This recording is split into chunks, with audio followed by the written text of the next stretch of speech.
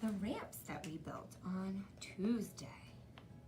I have my something hard and flat, and I moved it up on one side, and I added my support, and now I've brought a whole bunch of toys to try to see how they move down the ramp.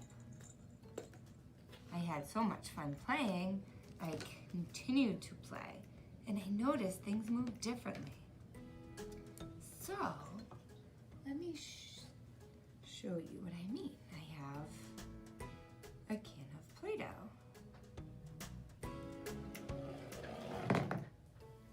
Did you see that? But when I put it this way, it moved different.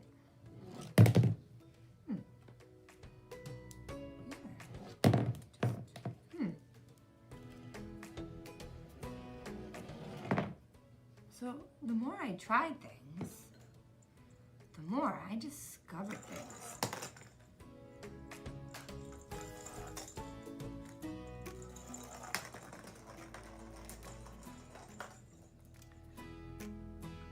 So this week's challenge is to get different toys, loose parts, and see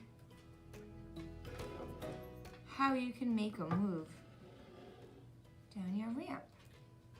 I'm going to make a prediction that if I put this Slinky this way, it will slide. And my prediction was correct. I'm now going to predict that if I put it with a round side down, it will roll. So I'm going to experiment. I'm going to predict, and let's find out. The prediction was correct.